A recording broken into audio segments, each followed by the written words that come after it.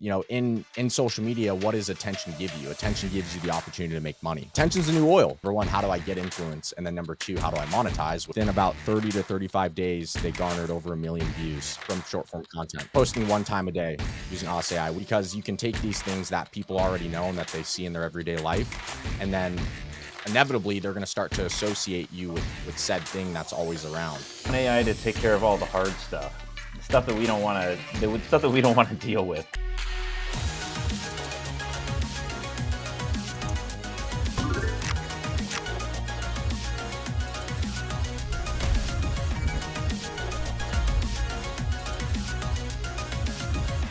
So originally, my background's in social media. That's been my career for the past half decade or so. Started doing social media when I was around 18 years old and ended up actually going to school. That's a whole nother story we don't have to dive into, but ended up going to college, thought that was what I wanted, and ended up dropping out 2 days into classes and ended up calling my family and they're like, is this guy missing?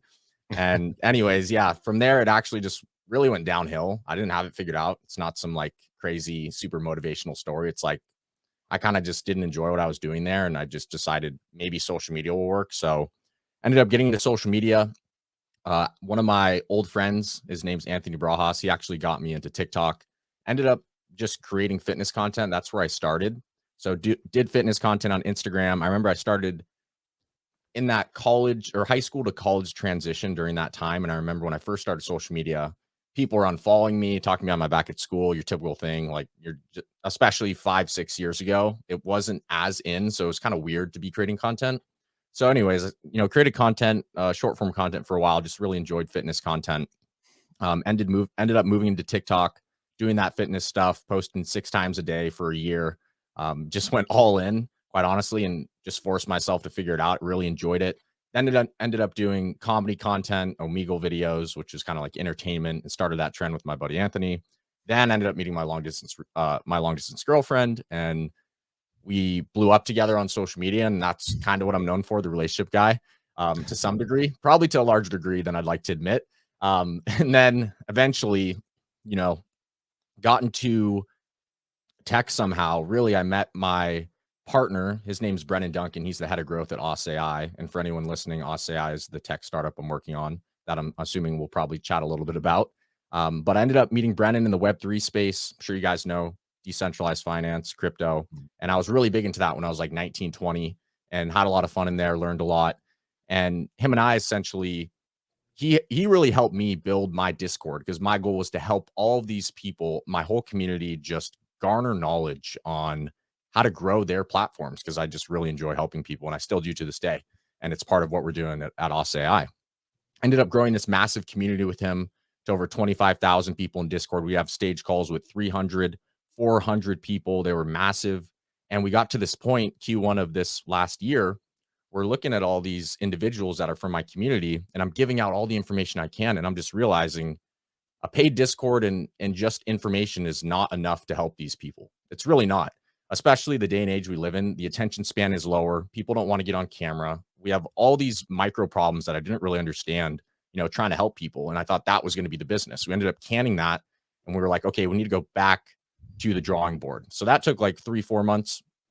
And then through that process, somehow, some way, we just started learning about Chat GPT and AI. And that's when the rabbit hole started. And we're like, essentially went through this series of just diving deep into tech, him and I, and we didn't even have anything formal. And we're like, there's got to be something here. There's got to be something that we can do here. How can we leverage AI to help the community? And that's kind of where it started.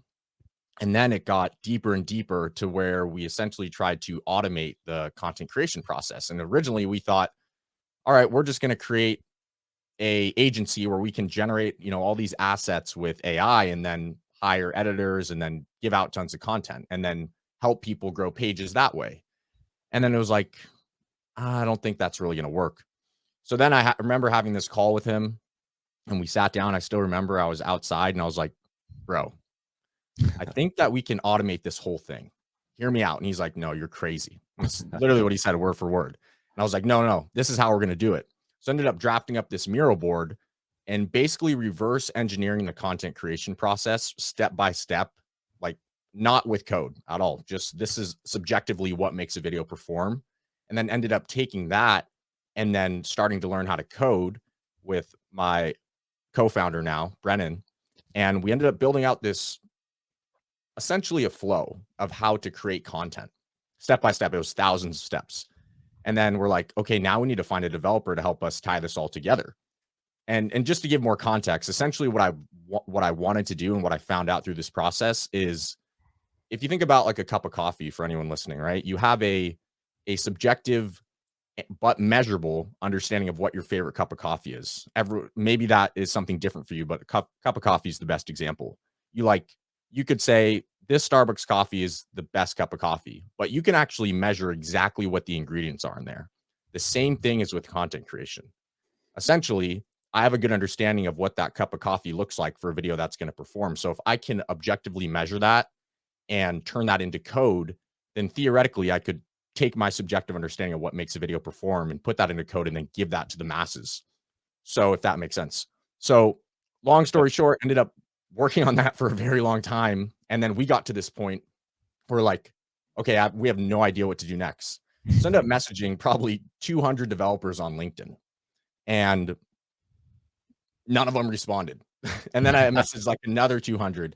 And these are all like college kids because I'm like, I honestly don't have money to pay 300, 500 grand to a developer, in Silicon Valley. I'm trying to find a young stud. So eventually stumbled upon this guy named Jaden Bertino, who's now a co-founder with us and our lead developer. We showed it to him. And he's like, you guys did the hard part. And we're like, what? And we were confused because we thought it was going to be really difficult. But he ended up, long story short, he joined the team. He ended up building the second half of it. And then we had a product. And then obviously we started making videos. And over the past month and a half, we've proved the concept that an individual with little to no experience can come and use our tool. And obviously, with some understanding of how do I write a script and how do I use the software. But we have individuals that have never created content, especially faceless content before, getting 5, 10, 15,000 views on their videos off the bat, which is pretty insane. So I guess that's like a full story of like Spark Notes. It's probably could go into more detail if you guys have questions, but that's like the Spark Note story of how I ended up here. I love it. I love it. So, and a little later, we'll dive into OSSA.AI, your project. Before we do that, let's get a little bit into. You talked about a good video and good video content. What makes a good video a good video? What did you figure out about that? It's really tough. It's so hard to answer because I get asked this a lot, and the difficult part is there's general frameworks that you can abide by, right? Which is a whole nother conversation, but it's hard for me to say exactly what is a good video because it is subjective, but at the same time, it's like, are we talking about a short form video? Are we talking about a video in this specific niche? Are we talking about a video for a personal brand? Are we talking about a faceless video? So it's like maybe if you could be more specific because I don't want to give wrong information to your audience. That's just my thing. So yeah, does that make sense? It does, yeah. Like, so say for a short form TikTok video and someone's doing AI content, right? Because that's the hot thing right now. Is there like, there's Mm, so much out there information on how to do that. And a lot of it's like you got to hold people's attention right away in the first 5 seconds on TikTok videos per se. But like, what else is there? Is there any like little tips or tricks that most people don't know mm, about in creating videos? Maybe it could be for a faceless video in this case sure. to at least do decently well for someone that doesn't have any experience in doing short form content at all. Yeah, no, it's a great question. So I think there's, some general frameworks when we're looking at it. So I actually have some resources that I gave to the community on this. So I'll even pull those up just so I can make sure I'm giving out the best information. So one of the main things that I've noticed, especially with faceless content, is that a lot of we have to start at the basis of what is creating, right? And if we look at what is creating, it's taking existing things or taking things from existing domain and reshuffling them in a way that's novel and robust, right? So I'll give you an example. Steve Jobs created the iPhone. What really was the iPhone? The iPhone was just an accumulation of existing elements and he combined them together to create the iPhone, right? A new UI, apps, calling people, texting people, all existing elements that were working. And then he pulled them all together and created something magnificent, right? If you look at Reese's peanut butter cups, they didn't create peanut butter or chocolate, but they combine them together in a way that's novel and robust, and they created the brand, right? Reese's peanut butter cups. So, kind of starting at the basis, I think that I'm in a lot of communities and I see courses that are sold on this is what you should be doing. But I think that something that steers a lot of aspiring creators wrong is they're not essentially taught the frameworks, they're taught how to copy. And the reason I bring up creativity is because there's already so much, especially in faceless content, because that's what we're talking about, just to be specific. There's so much proof of content that's already working. And the best advice I could give is that pay attention to those things and take existing elements of what's working and make it your own, because you don't have to be creative. Creativity is really just taking from existing elements. Nothing's truly creative. And I think a lot of people are very focused on here's the best niche, right? And a niche is essentially just a well-established audience or culture within social media. So we have like an AI niche. If you want to be more specific, maybe you have the chat GPT niche, people that like chat GPT. Um, so there's probably already thousands of accounts that are performing very well on social media using AI. Now, a lot of courses that are being sold will tell you copy these best niches. But really, in my opinion, what they should be teaching is this is how you can analyze this niche and what is actually the reasons these videos are performing in this niche, and how can I steal aspects of those that are doing well and then create my own niche, right? And then have people copying me. So that's like one thing that I like to talk about. And then you have like the micro aspects within an actual, piece of content, which is like the editing style and and the script, which I'm not a big fan of using ChatGPT or any of these LLMs to write scripts. I still think human ingenuity and creativity, a lot of those, this is like another thing, because I'm sure you guys might have questions about those prior things. But one last point is that one of the main problems that I've seen people run into using ChatGPT for copywriting, whether it's for a newsletter, whether it's for your Twitter threads, whether it's for your content for social media. In order to use ChatGPT or any LLM to support your creative processes, you first need to have the prerequisites to determine whether or not said script or copy is good. So if you just go straight into, I'm going to use ChatGPT to write my scripts, if you don't have the discernment to tell if that is good or bad, then it deprecates the idea of using said tool. Does that make sense? It does, yeah. It's like you gotta know about creating content before you get into having ChatGPT write a script for you, because you don't know if the script's gonna be good or not. Like, you gotta Yeah, understand exactly. what makes a good script in order to have ChatGPT do it for you. One interesting thing is, and I think you brought up a really good point, at least from my experience of creating Sure. YouTube videos of like I create like short 7-minute YouTube videos Mhm. about AI news and things like that. In some videos, and I'm still learning, I just started it a few months ago. But one of the things that I've really learned about is, picking a topic for a video is probably the hardest part. And the ones that do the best are the ones that have already done well on YouTube or already done well on TikTok. So if you're looking to research a video that might do well, it helped me at least pick something that's already done well and go Mhm. with that. Because a lot of times, like I did this one video on like Sam Altman on these AI shoes, right? They let you walk 3 times faster than I normal. saw that. It was cool. Yeah, and it didn't do well at all, in terms of views because, it was just so niche that nobody else really knows about it on YouTube. It hasn't gained any traction yet, so it really helps to find something that's already doing well. Is that from your experience, way more than I do? Is that sort of, validated on your end as well? Yeah, no, absolutely. You hit the nail on the head. And I was even looking at your YouTube channel just before this for just a bit. And we could talk about that after the podcast as well. I'd love to give any insight I have. Granted, um, I'm more towards short form, but I think a lot of the concepts do apply for sure. But in terms of what you spoke to there is awesome. In terms of looking around and seeing what's working, I don't know if I've coined this term, but I love talking about it, and I call it borrowing attention. And that's really what we're doing. If we look at the most trending things on the internet, especially like in the AI space, really all we're doing when we use certain words that are high attention, meaning universally known, such as if we're using ChatGPT or Sam Altman, those are just high attention words. People are familiar and they know them. If I open up, for example, if I open up a video saying Sam, or if I said Sally's using ChatGPT right now, and AI is, or not even AI. Sally likes to use ChatGPT for her copywriting skills. People are like, I don't care. I'm going to swipe. If you say Elon Musk uses ChatGPT for Tesla, right? People are like, oh, Elon Musk, Tesla, ChatGPT. This is familiar. I'm going to watch Yeah. that. So I just kind of call them, it's pretty simple, like high attention words. And you can borrow attention from things that are already doing well and then make it your own. And if you can, this is what I've found, especially in faceless short form content, if you can bundle all these words and topics in your own way and borrow attention from all these things, and it encapsulates all short form content, in my opinion, and just content creation in general.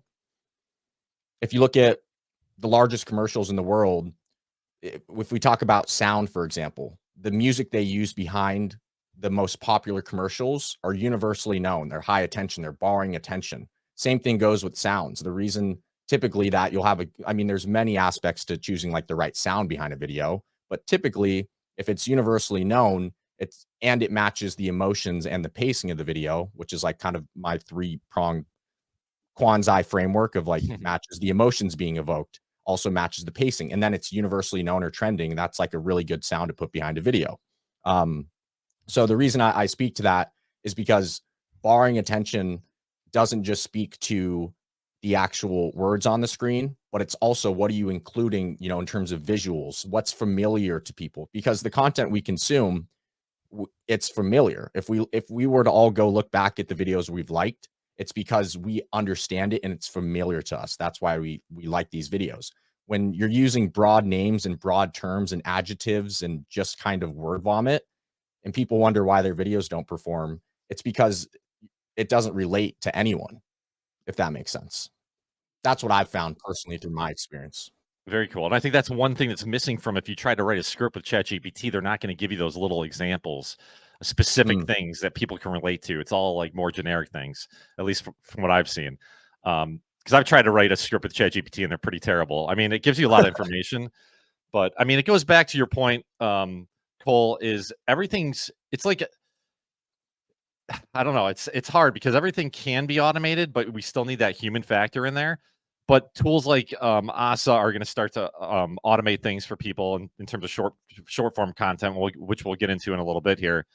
But do you see it like getting to that point where everything's automated, when the scripts are good enough where they'll sort of get that human touch in there as well? Whereas you'll just have to write a simple prompt and it will do a 5-minute video for you. We're definitely not at a point where, especially when there's some sort of subjective creativity needed, where it's going to be very easy for someone to constantly print out things that are considered creative or good, because one, it's ever changing, right? Trends change and things that are in change. And I know there's exceptions to the rule, but typically if you find the most viral content, it has to do with probably something going on.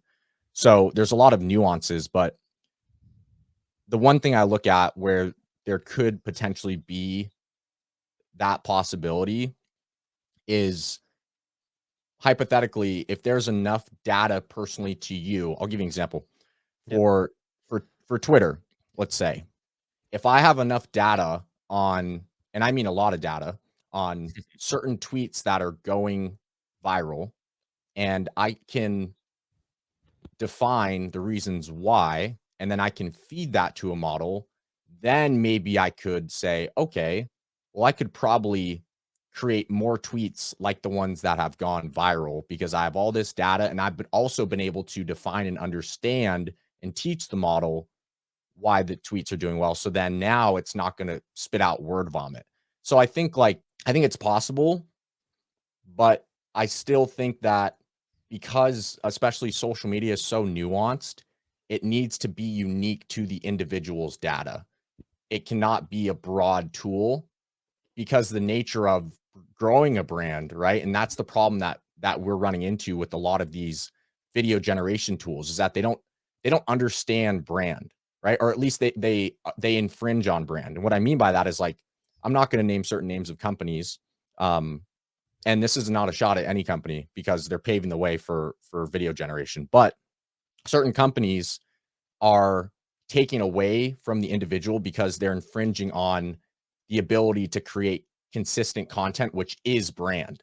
So if it's too randomized, right, then we have no control over the output. So then we can't create consistent content and create familiarity within the audience so that they can recognize me when they come back to the platform. Got it. So it's actually like hurting their brand in a way when they think it's helping. Exactly. Yeah. Like I think a brand, like this is how I like to think about brand. Brand is like me. Imagine like I come onto this podcast once and they're like, oh, it's Cole. And maybe there's 100 people or 1,000 people listening or however many, let's say 1,000 people. Mhm. And they're like, oh, it's Cole from OSSA. And then maybe they see me somewhere else and one out of those 1,000 people is like, oh, it's Cole from OSSA. But if I come back again, right, maybe tomorrow and we do it again, and then those same 1,000 people listen, now maybe 10 people remember, right? And I make sure to touch on the same topics and deliver the same stories and talk about the same stuff so that people can create associations.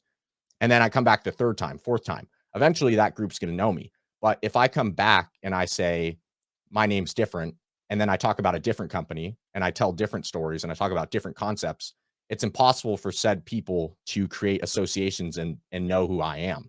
Right. So I think about the same thing with content creation.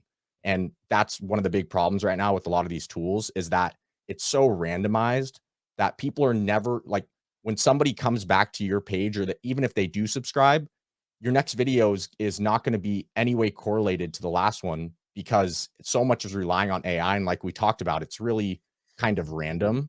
Mhm. So then no one can create associations and then you can't actually grow a following. Does that make sense? No, it definitely does. Like people needs Hunter and I were talking about this in our podcast, because we're always trying to improve everything, videos, our email newsletter, all that stuff. But that's one thing we bring up is like we need the audience to sort of get a feeling of our personality, and maybe that brings people back because they understand who we are, what kind of questions we ask, and maybe little tidbits about our life, things like that, to hold them in and hold their attention. So, and maybe AI doesn't do that because it's going to jump from one topic to the next and not have any kind of personality or character there for the end user.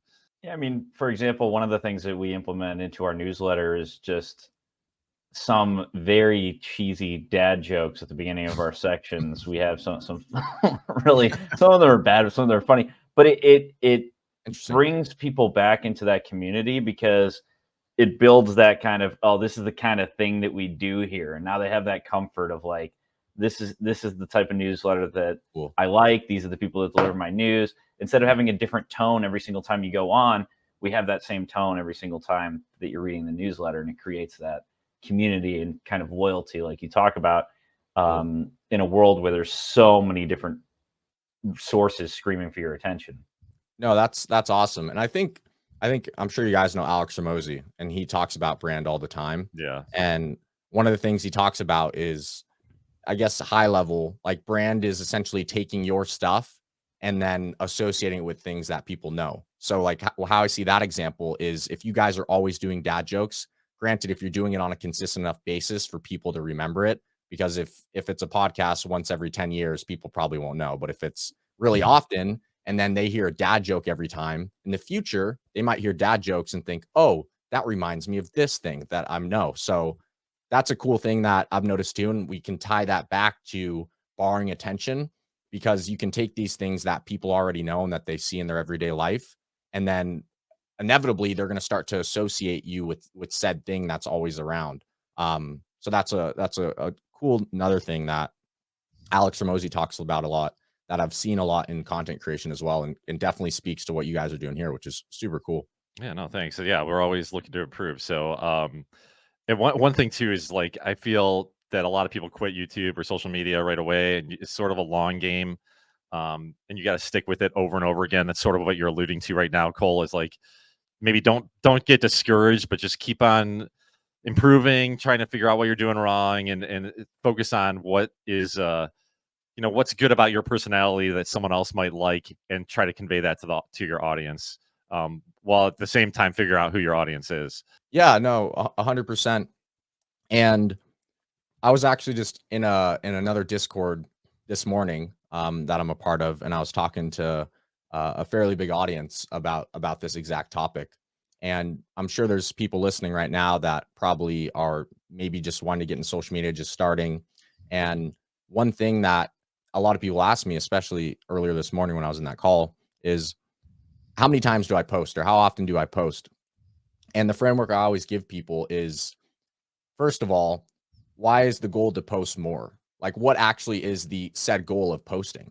And I think putting people in that framework is like, oh, you know what? That actually makes sense. Why do I want to post 3 times a day? Why do I want to post once a week?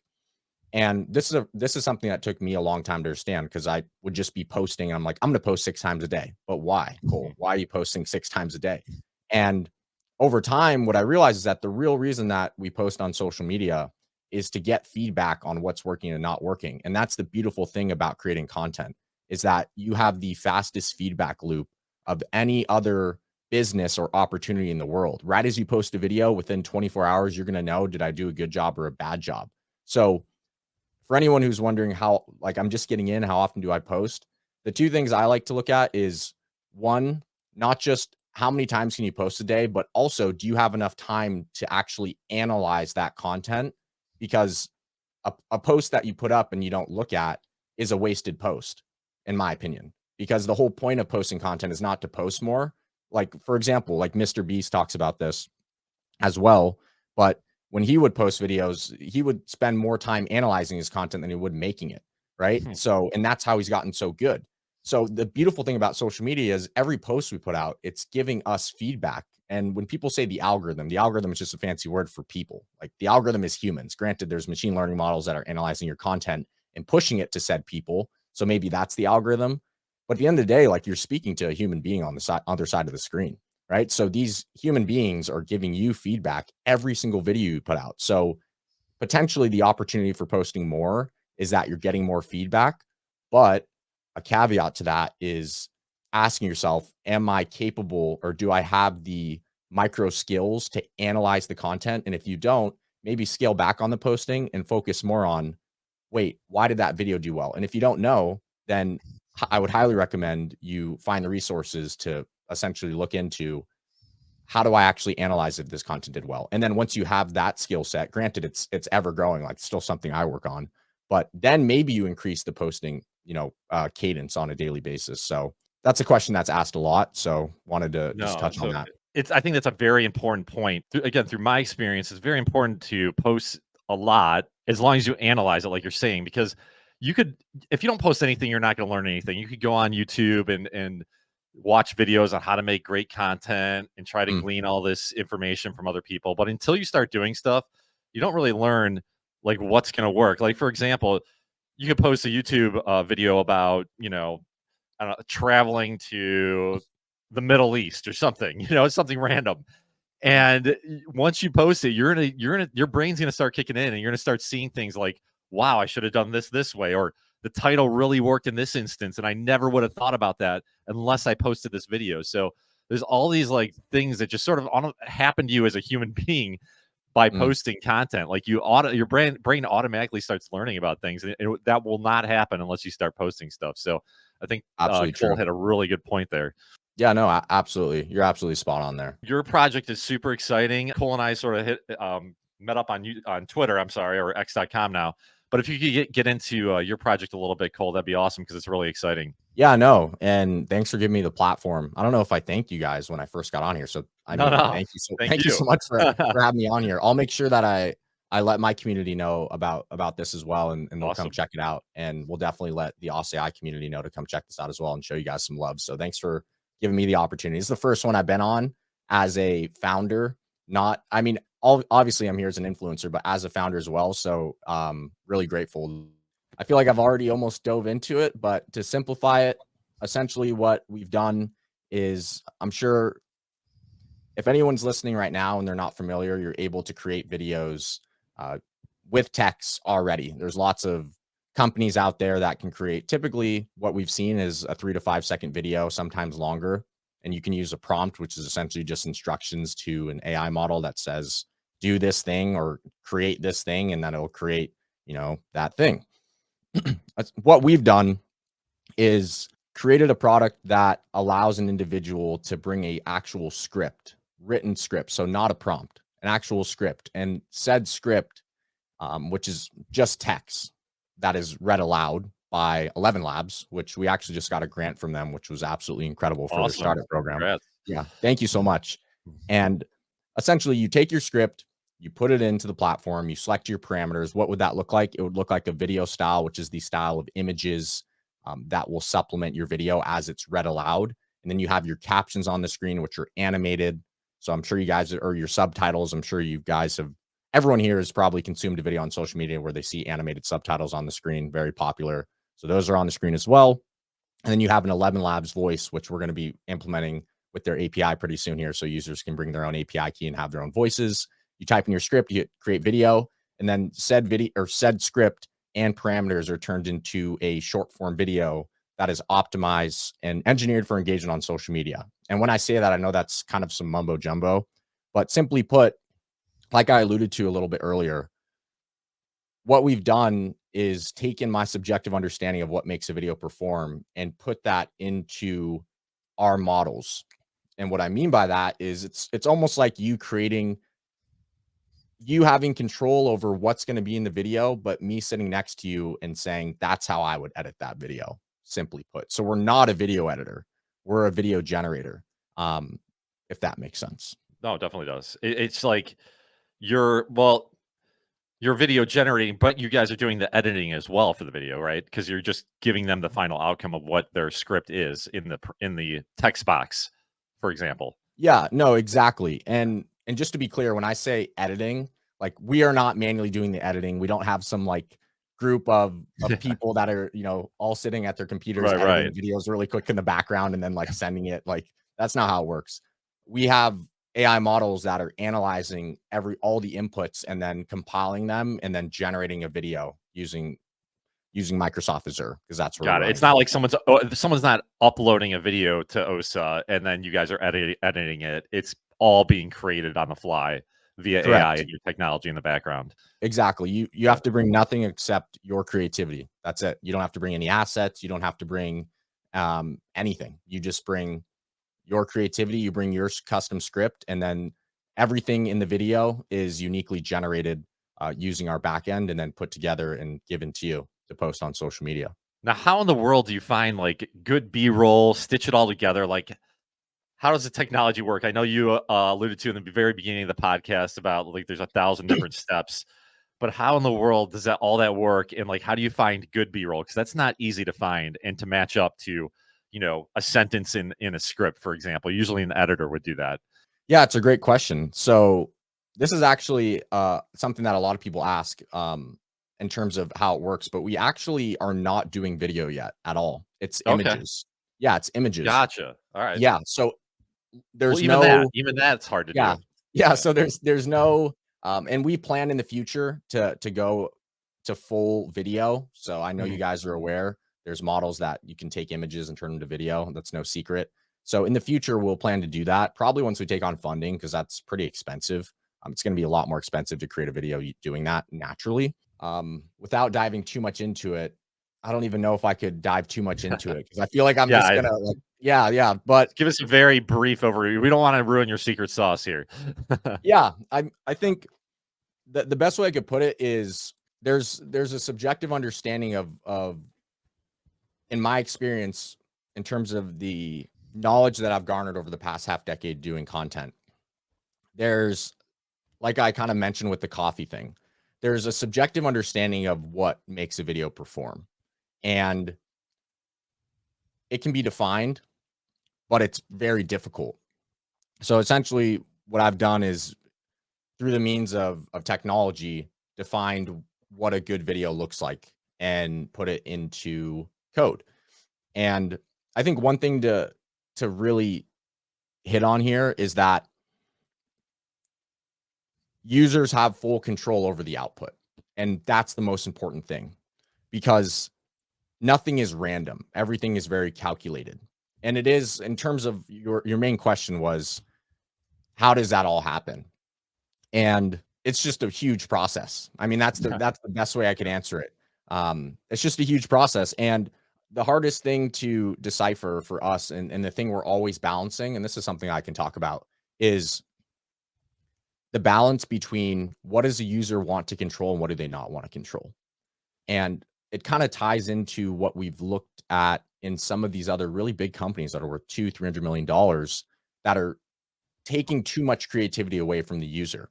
So one of the balances we've tried to find is how much control do we give the user and what steps should we do for them? And I guess that's if that makes sense, because essentially, It like I does. said, a user can bring their script, they can set their parameters, and we think we found a really good balance between um, user input and output. And when I say they can control the output, the video is directly made from the words in the script, aside from the other parameters that are there.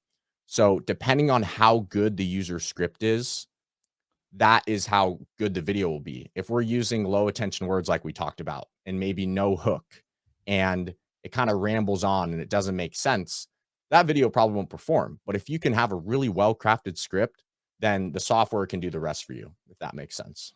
No, it does. So it's you have a lot of control because you have control over the script as the end user. That's what your control is for the most part. Like, so if your script sucks, your video might suck as well. But it's Yeah. all a learning curve. We've all written bad scripts, so it's gonna you can upload. How does it work in terms of like pricing? Right now, there's a wait list for the product, but is it going to be something where you have unlimited scripts or 10 scripts a month that you can add for your and then like can you upload unlimited scripts and see which one does the best and then pick the 10 best, or how does it work? Yeah, great question. So in terms of how it's going to work, it's just going to be we're a SaaS, so it's going to be monthly subscription. Mhm. In terms of how we're starting right now, so we have our early access launch on February 1st. If we look at the pricing of something like this, it was honestly, it's impossible to price this because there truly is nothing like this on the market. Like it truly is unique in terms of the problem we're solving because there's no company that currently exists in the world that can create videos using AI that actually perform. And before I answer that, I just want to give some context to that. We've ran a beta, and Uh-huh. in that beta, we had about 20 individuals, random individuals from our community that just followed Coal World, which is my username. They just came in early on and were like, people that are committed and they come here and they are supportive of the community, we're going to give you the opportunity to use this. And granted, I gave them some pointers on how to create content, but 90% of these people had little to no experience on social media. And the ones that did, they're by no means big influencers. A couple had a couple thousand followers, maybe on TikTok, but Okay. zero of them had any faceless content creation, just to be clear. And across the 8 to 10 that are still here, because half of them fell off because we didn't really qualify. We kind of just said, this person seems motivated and cool. Let's let them try it. That was like the criteria. Like if you're motivated and you're here, let's try it. And out of those people, within about 30 to 35 days, they garnered over 1 million views using their short Wow, form that's content, awesome. posting That's one time a incredible. day using All OSSA.AI. right. And then I can dive into the other stuff. That's incredible, and it's super easy to use too. On your website, OSSA.AI, if you click Watch Demo or you go on X to the OSSA page, there's a nice outline step by step of how it's used with the demo. Super easy steps. You got it in like 6 steps. Like choose a voice, choose a style, input script, press create video. Then you can download the video and put it on social media. It's that easy. So very cool project. Thank you. Yeah, but I just wanted to put that plug in there to go check out the demo Thank maybe you. while you're listening to this because it's super easy walkthrough. Thank you so much. And we actually, I'll dive back into your question, Ryan. I'm sorry. I'm like, Sure, this no is the problem. biggest cliffhanger ever. I know I'll get back around to it, but yeah, we're also adding an onboarding process for all our users, which I think is important to note because we didn't have that. It's like you would have purchased your subscription and then you would have been like, okay, now what? So we added an onboarding process that's almost done. So you'll be able to go through a step-by-step tutorial when you get into the platform, which is going to be great. That was actually a piece of advice I got from one of our advisors who's just helping us, for free, which I'm super grateful for that we met even just a couple weeks ago. And then in terms coming back to your question, Ryan, so we launch our early access on February 1st, and that's only going to be 150 users. And what I was alluding to back there is that it's so hard to price something like this because we truly have nobody that is doing something like this. So I can't really price to Midjourney because that's a tool that just creates images and it's not really the Right. same use case. I can't price to in video. I'm sure you guys have heard of that Yep. because yeah, they say, the claim is that they create videos for social media, but they don't perform, at least from what I've seen and what I've heard from many of the influencers in the space.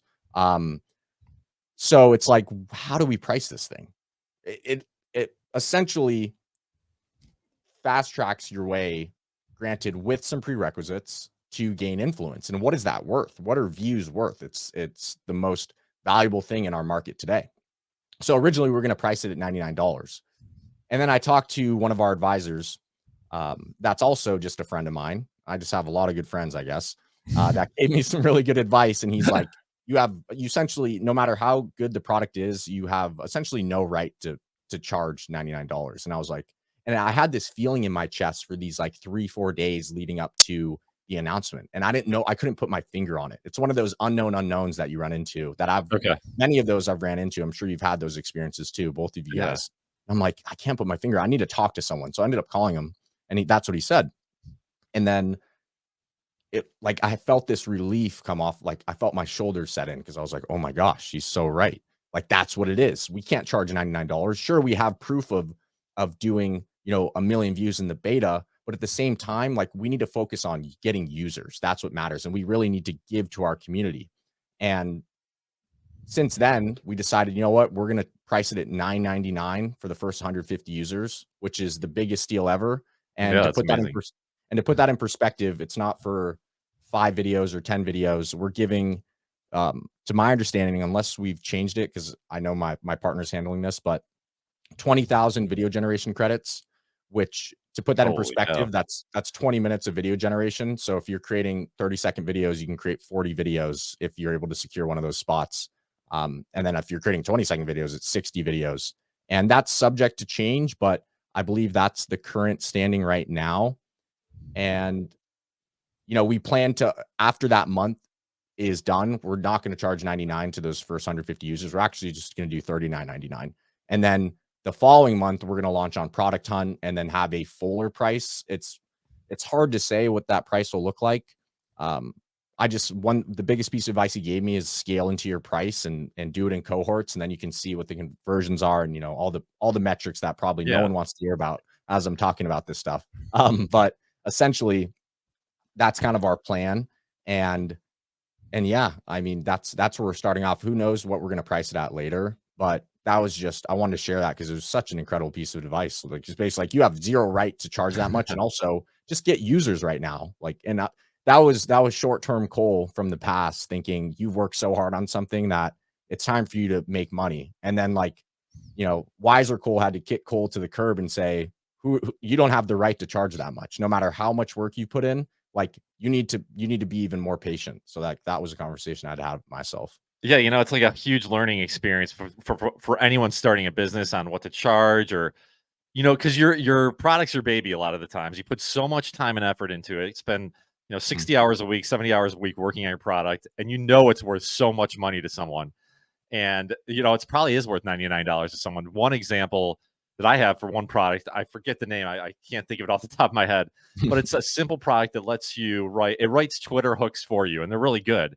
I mean, That's you can do cool. the same thing in ChatGPT, but this product specifically is garnered towards Twitter hooks and promoting your X.com posts. And they Cool. charge $50 a month, but it's worth it. Yeah. I don't use it anymore, but it was worth it at the time for me to use because I was writing a Twitter post every single day for probably like 6 months straight. And it was such a huge help that $50 was nothing. So I feel like your tool is sort of the similar thing. That once you do get some traction and users, if someone's creating those videos for themselves right now, $99 a month will be a freaking steal, So it's all about what your time's worth to you and how quality of a tool is it, So if you're getting 1 million subscribers or 1 million views on TikTok, I mean, that's nothing. So $99 is an absolute steal. I can't wait to try it out. It's gonna be awesome. Thank you. No, and we definitely feel the same. And I think one thing to point out is what do views really mean for anyone listening? Because it's like it's cool to get views, but what does that mean? And I'm sure you guys both know this even better than I do. In social media, what does attention give you? Attention gives you the opportunity to make money. And we live in a world, attention is the new oil. Another quote from Alex Ramosi. I'm a big fan of him, if you guys didn't tell. But yeah, attention's the new oil. And if you can get attention whether it's in short form content, whether it's in long form content. Granted, we could say the argument of long form viewers are more valuable, which they probably are. But if you don't have any attention at all, it's nice to get attention either way. So if I can get 10,000 people to view my piece of short form content, or even 1,000 people, what could that mean for me? Right? What could that mean for my business? What could that mean for me, even if I just wanted to make some extra money as an affiliate of something? Right. And I know that's a whole nother skill set that you'd want to learn is number one, how do I get influence? And then number two, how do I monetize? Which I'm a big believer in. Just learn how to get views first, learn how to influence and get attention. Then we can talk about monetization later. Because once you crack the code of influence, then if you can just snap your fingers and get attention, which it's not that simple, you still have to work. But if you can essentially, in the hypothetical sense, just snap your finger, well, now you just need something to sell. Because if you have eyeballs, you can convert those eyeballs. And I think that's when we talk about pricing, I would always want to price around that type of customer who sees that value, who's getting success and is able to monetize said attention use or through OSSA.AI, because it is a great tool. And I know a lot of people are going to have fun and there's going to be people using it that just want to grow a following on social media. But as we continue to build and I'm building out resources for the community and the product becomes better and better, that is the goal, right? Because I know it's really cool to be able to get followers, but I also understand a lot of people want to get into social media because they want to make money. So that's like bigger picture Mhm. is I want this tool to be for the guy who's living in a third world country who has just enough money to get a subscription. And if he takes some time to learn how to write a good script and understand how to analyze his content, he could actually grow influence and find a way to actually make money and support himself or his family. Like that's the big picture. That's the scope of what I think and I know can be done here at scale over a long enough time horizon. Definitely. And I think one key feature about your tool that people might overlook is that script writing for people that aren't into YouTube or TikTok or just getting into it, script writing is like a vital part of a video doing well. Like a lot of times people don't go on to YouTube and just sort of wing it. There's people that do that just hit the record button and start saying what's ever on the top of their mind. But most of the good videos are scripted, and this tool will let you sort of iterate very quickly because you can put out a video with a script very very fast, see how it does, and then if it sucks, you can learn what you did bad, fix Mhm. it, and improve upon it. Whereas before, you'd have to create an entire video yourself with the script, then test it. So you'll just be able to. I think it'll make people a very. It'll make them very good script writers if they use your tool over and over again. Yeah, and that's really the goal. Being a creator myself, one thing that is really important to me and one of the main things that people ask is why haven't we taken on funding? Because we have been offered to multiple times for people to take a position and give us liquidity. And there's many reasons. But one of the main ones is I'm yet to see someone who would be strategic enough, especially at this stage. We really don't need it. We're bootstrapped, and I'm not saying I'm living lavish and I have all this money.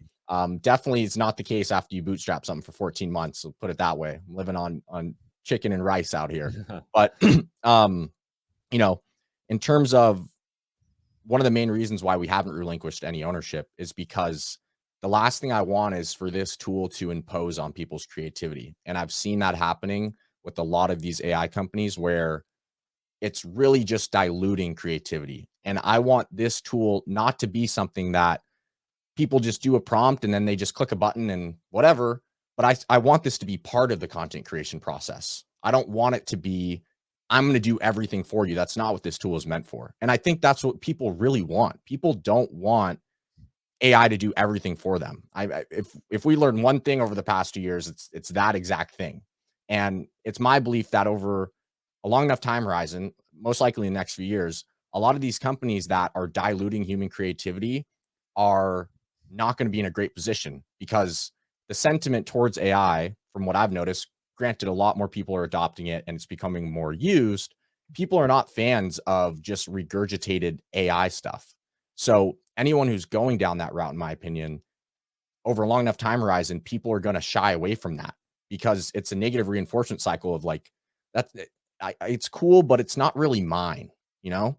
And Mm. people want ownership over their content. They want to feel like I did that, not like oh, like I guess yeah, when I guess it did okay, but it had nothing to do with me, you know? And I think that's really important too. And I'm super happy we got into this topic because that's a big thing for me. And that's why we haven't relinquished any ownership of it, because in order for this to really become what I want it to be, I want to make sure I'm able to steer the ship in a way that's really in the user's best interest in terms of allowing them to really feel like they have control over what's being generated. Because I think that's the beautiful part is like AI, a lot of people look at AI and they have this negative sentiment towards it, this negative connotation behind AI because they think it's just taking everything over.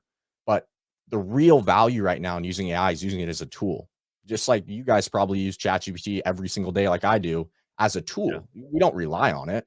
And I see this being the same way. So just for anyone listening, it's definitely not the case where it's everything's going to be done for you. But I don't think anyone really wants that anyways, from what I've seen. They just want it to be a little bit easier, but they don't want it all done for them. Yeah, we want AI to take care of all the hard stuff, stuff that we don't want to, stuff that we don't want to deal with. We want to do Yeah. the fun, creative stuff, and it sounds like Yeah. that's what your tool is doing. It's allowing people to be creative, but all the hard stuff that you have to dig into, the grimy stuff, Mhm.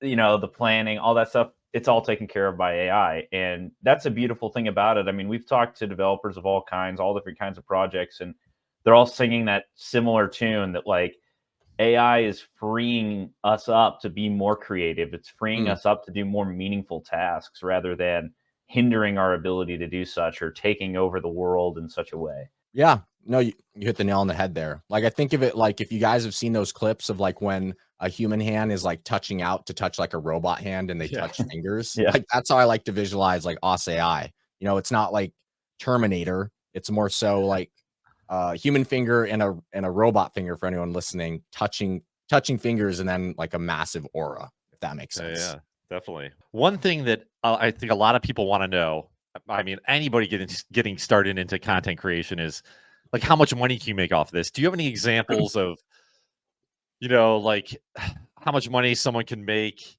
off of a YouTube video that does well or a TikTok vid that blows up? Do you have any examples through yourself or through people that that, Mm. people just want to know around how much money someone can Sure. make from a video? Is it enough to get started into if they're looking at making videos purely for the money aspect of things? It's a great question.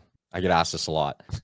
I feel like I'm asking a lot of questions you get asked a lot here. No. Yeah. The reason I'm a little silent is because sometimes I just like to think about how I want to answer it. I Yeah. want to give a good We'll answer. take the 10-second Elon Musk pause here if you saw that video. Go ahead. No, I want to make sure I steer your community right. I'm happy to be on here, so I want to make sure I give the right information. So the first thing I always answer that, because it is a great question and it's a common one, so I'm happy you asked it, is if you're getting into social media to make money, I would not get into social media because, like anything else in our lives, what's so interesting, and I've just noticed this, and I think it's because of the nature of social media and how fast paced it is. And I'll answer the second part of the question, but I want to give proper context. Sure. What's really interesting is the feedback loop is so fast, and there's so much.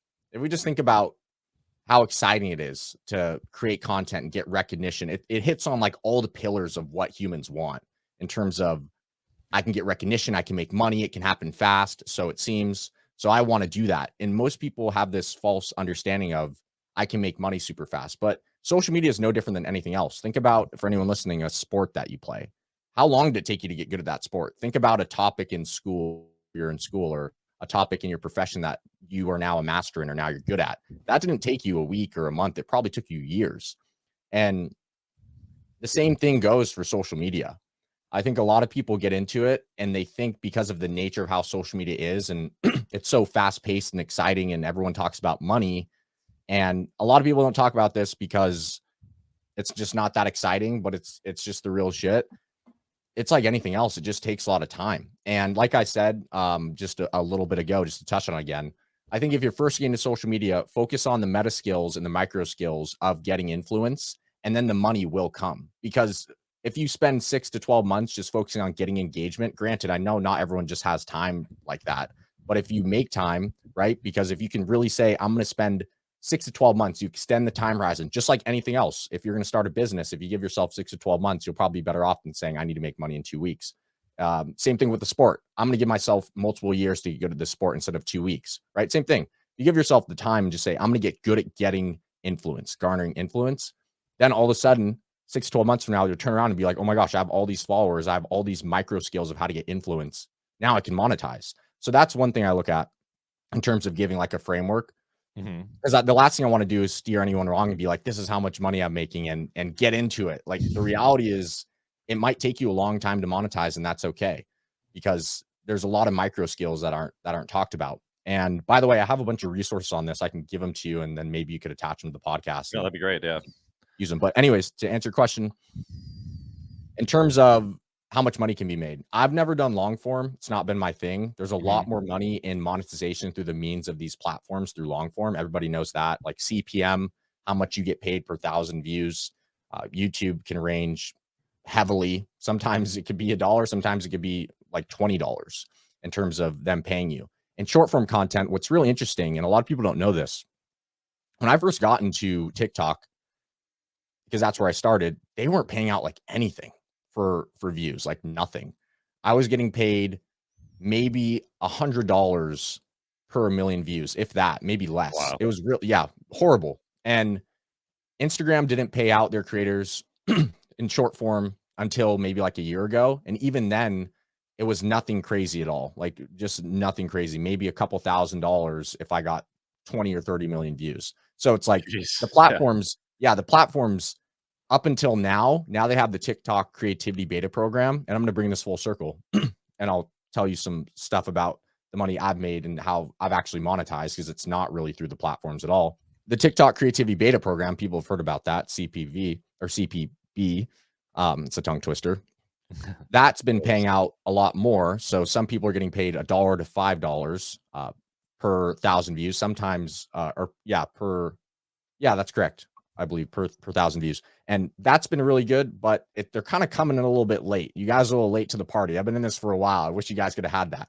But anyways, I haven't been focused on that, but people are making money through that. So that's okay. YouTube Shorts doesn't pay out a lot either at all. Similar to Instagram. It's really bad. But if you do want to monetize, how I did it was I had a personal brand. So just for transparency, the most I got paid for a 60-second video was $30,000.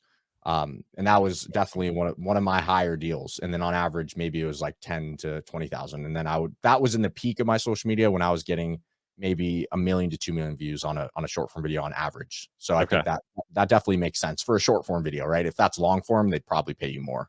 Right. But so brand deals definitely pay. But what if I'm doing faceless content? Well, the one thing I would do if I was to go back, and granted, I don't regret anything, is have a product to sell. If you have a product to sell, just to put in perspective for anyone who is kind of in the monetization journey, maybe you're already getting engagement. You're like, how do I make money? Well, the simplest thing to do is to think about being an affiliate. If let's start there, right? Like, let's be an affiliate, because if you're an affiliate and it can at least resonate with your target audience, you can sell the product and then let the company deliver the service. And whether that's a company that you want to associate with is a whole nother conversation, but that's like the simplest way. And I'll just to put this in perspective, if this creativity beta program is paying you $1, let's say $5 per 1,000 views or whatever, something like that. Okay.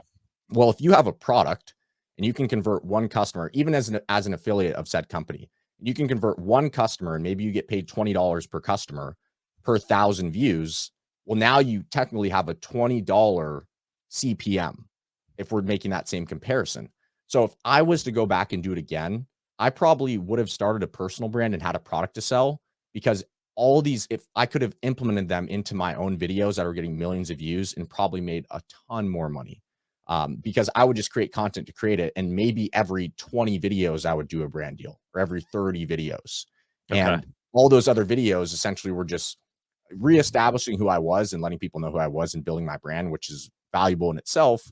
But if I could have integrated my own product, it probably would have sold more. I would have made a lot more money. So I know that was a lot of information, but I guess there's multiple ways. If you're doing short form content, I guess you could rely on the platforms to pay you. But I think now in this day and age, you want to have a product to sell for sure. Okay. That's really, really good advice. Like awesome advice.